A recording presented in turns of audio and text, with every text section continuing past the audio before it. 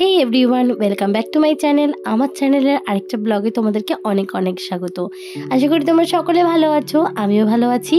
तो आजके एकटा नतुन जायगा एक्सप्लोर करब, तोमादेरके शेयर करब। तोमरा भिडियोटा एकदम स्किप करो ना, पुरोटा देखते थाको। आजके गेছিলাম हावड़ार खूबই কাছে मात्र 2 किलोमीटर डिस्टेंसের একটা মন্দিরে।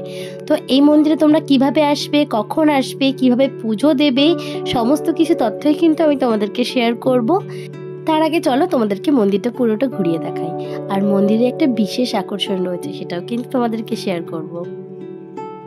এই মন্দির হাওড়ার শালকিয়ার বাদাঘাটে কিন্তু অবস্থিত। এই মন্দিরের নাম হচ্ছে সেট বংশীধর জানলান স্মৃতি মন্দির। আর লোকমুখে কিন্তু নয়া মন্দির অথবা নতুন মন্দির নামে কিন্তু পরিচিত। এই মন্দির নয়া মন্দির নামে পরিচিত হলেও এই মন্দির কিন্তু নতুন নয়। 1853 খ্রিস্টাব্দে ডক্টর বিধানচন্দ্র রায় শিবরাত্রির দিন কিন্তু এই মন্দির প্রতিষ্ঠা করেছিল। হুগলি নদীর তীরে কিন্তু এই মন্দিরে কিন্তু 12টা জ্যোতির্লিঙ্গ দেখা যায়। এই মন্দিরের বিশেষ যে আকর্ষণের কথা তোমাদেরকে আমি বলেছি, সেটা হচ্ছে 51 ফুট শিবের মূর্তি। চলো তোমাদেরকে সেটা একটু দেখিয়ে নিই।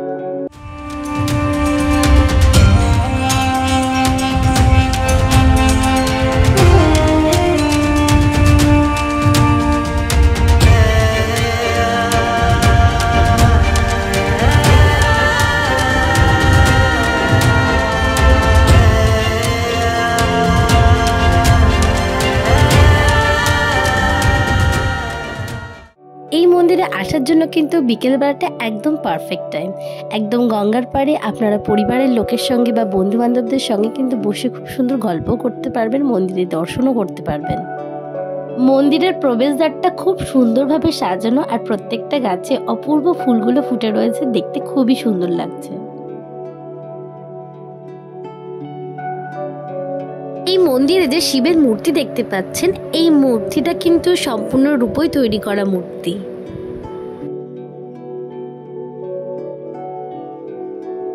এই মন্দির সকাল 6টা থেকে দুপুর 12টা আর বিকেল 4টা থেকে রাত 9টা পর্যন্ত কিন্তু প্রত্যেক দিনই খোলা থাকে।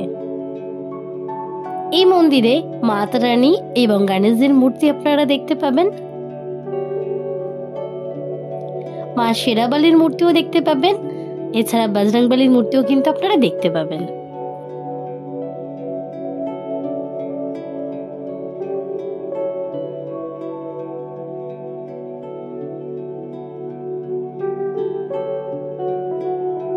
এছাড়া রাম সীতা মাইয়ারও কিন্তু মূর্তি আছে।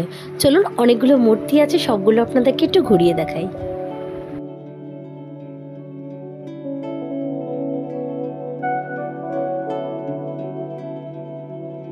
এই সাইডে রয়েছে রাধাকৃষ্ণের মূর্তি।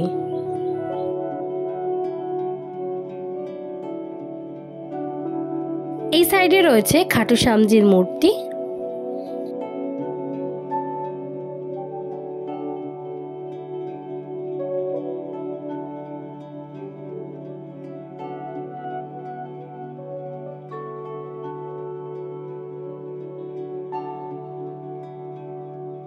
নিচে রয়েছে বিদ্যার দেবী সরস্বতী, আর সরস্বতী মায়ের ঠিক ওপরে রয়েছে কিন্তু শিব মহারাজ নন্দিনী কৈলাস পর্বতে বসে আছেন।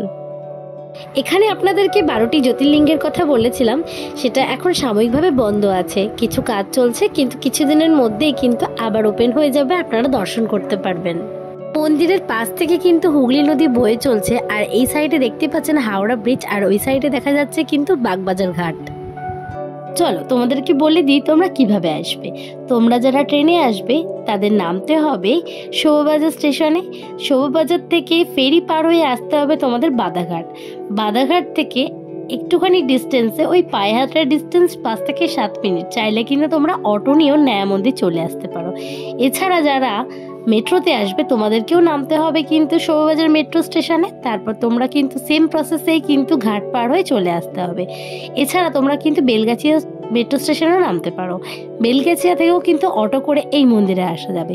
হাওড়া থেকে বাদাঘাটের বাস ধরে কিন্তু এই মন্দিরে আসা যাবে। বাসে উঠে তোমরা বলবে নয়া মন্দির অথবা বাদাঘাট বললেই কিন্তু তোমাদেরকে এই মন্দিরে নামিয়ে দেবে।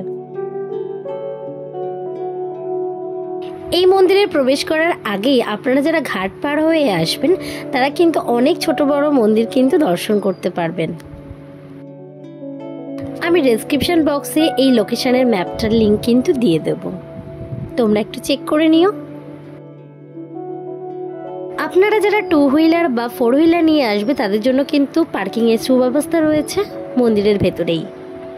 তোমরা সকলে আসো, আশা করি এই মন্দিরে তোমাদের খুবই ভালো লাগবে। ভিডিওটা ভালো লাগলে লাইক শেয়ার কমেন্ট করবেন। আমার চ্যানেলে নতুন হয়ে থাকলে চ্যানেলটা সাবস্ক্রাইব করে বেল নোটিফিকেশনটা অন রাখবেন। Thank you so much. দেখা হচ্ছে পরবর্তী ভিডিওতে।